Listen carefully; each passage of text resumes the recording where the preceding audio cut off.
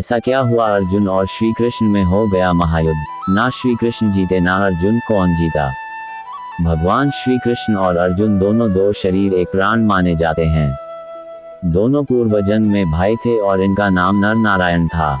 दोनों ही भगवान विष्णु के ही अंश माने जाते हैं। महाभारत के महायुद्ध में श्री कृष्ण ने सारथी बनकर पांडवों को जीत दिलाई। लेकिन एक बार कुछ ऐसा हुआ कि अर्जुन और श्री कृष्ण रणभूमि में आमने सामने आ गए और महायुद्ध होने लगा। इस युद्ध में किसकी हुई जीत, क्यों हुआ दोनों के बीच युद्ध, जानिए। महाभारत युद्ध के बाद की बात है। महर्षि गालव सुबह के समय स्नान के बाद सूर्य को जल अर्पित कर रहे थे। उसी समय वायु मार्ग से गुजर रहे गंधर्व चित्रसेन का थूक उनकी अंजलि में गिर जाता है। इससे महर्षि गालव बहुत क्रोधित होते हैं।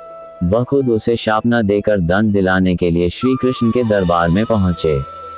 महर्षि की बात सुनकर उनका आदर करते हुए श्री कृष्ण ने 24 घंटे के अंदर चित्रसेन का वध करने का वचन महर्षि को दे दिया।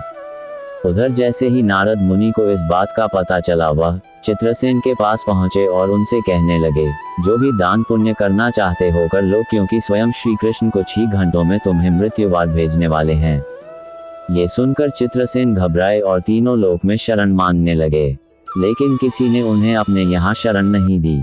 आखिर श्री कृष्ण से वैर कौन लेता। अंत में गंधर्व अपने परिवार सहित फिर से नारद जी की शरण में लौटे और उन्हीं से कोई समाधान देने की विनय की।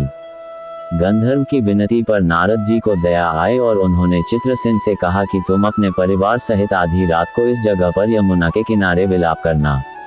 एक महिला यहाँ आएगी जो तुम्हें विलाप करता देख तुमसे कारण पूछेगी, लेकिन जब तक वह तुम्हारी सहायता का प्रण न ले तुम उसे अपनी समस्या मत बताना। चित्रसेन तैयार हो गए। फिर नारद जी श्री कृष्ण की बहन और अर्जुन की पत्नी देवी सुभद्रा के पास पहुंचे और उनसे कहा कि आज बहुत ही शुभ तिथि है। आज मध्य रात्रि में यमुना में स्नान करना और दीन का दुख दूर करने पर अक्षय लाभ की प्राप्ति हो सकती है। इस पर सुभद्रा रात को अपनी दो सखियों के साथ यमुना में स्नान के लिए पहुंची। वहां उन्होंने विलाप करते गंधर्व और परिवार को देखा, तो उन्होंने अक्षय लाभ की इच्छा और मानवता के नाते उनके दुख का कारण पूछा। लेकिन गंधर्व ने तब तक कुछ नहीं बताया जब तक सुभद्रा ने सहायता का प्रण नहीं किया। लेकिन जैसे ही सुभद्रा ने प्रण किया और गंधर्व ने श्री कृष्ण के प्रण की बात बताई, सुभद्रा धर्म संकट में पड़ गईं। उन्हें कुछ नहीं सूझा तो वह गंधर्व को अपने साथ महल ले गईं और जाकर अर्जुन को पूरी बात बताई। अर्जुन ने कहा, चिंता न करो, अब चित्रसेन हमारी शरण में है तो इनकी रक्षा हमारा कर्तव्य है। उधर देव ऋषि नारद श्री कृष्ण के पास पहुंच गए और उन्हें बताया कि प्रभु, आप गंधर्व चित्रसेन को मारने की तैयारी में तो हैं, लेकिन स्वयं आपके प्रिय अर्जुन ने उसे अपने संरक्षण में रखा है। इस पर कान्हा नारद मुनि से कहते हैं कि आप जाकर अर्जुन को समझाने का प्रयत्न करें। नारद जी अर्जुन के पास आते हैं और श्री कृष्ण का संदेश देते हैं। इस पर अर्जुन कहते हैं कि मैं स्वयं श्री कृष्ण का भक्त हूँ और उन्होंने ही मुझे क्षत्रिय का धर्म सिखाया है। मैं उनमें समर्पित रहकर ही अपनी शरण में आए व्यक्ति की रक्षा करूंगा। अर्जुन और श्री कृष्ण युद्ध भूमि में आमने सामने थे। दोनों के बीच भीषण संग्राम होने लगा। श्री कृष्ण ने सुदर्शन चक्र छोड़ा तो अर्जुन ने पाशुपतास्त्र छोड़ दिया। इस तरह विष्णु और शिव के अस्त्र आमने सामने हो गए। अर्जुन ने पाशुपतास्त्र शिवजी की तपस्या करके प्राप्त किया था। प्रलय को भांप महादेव वहां प्रकट हुए।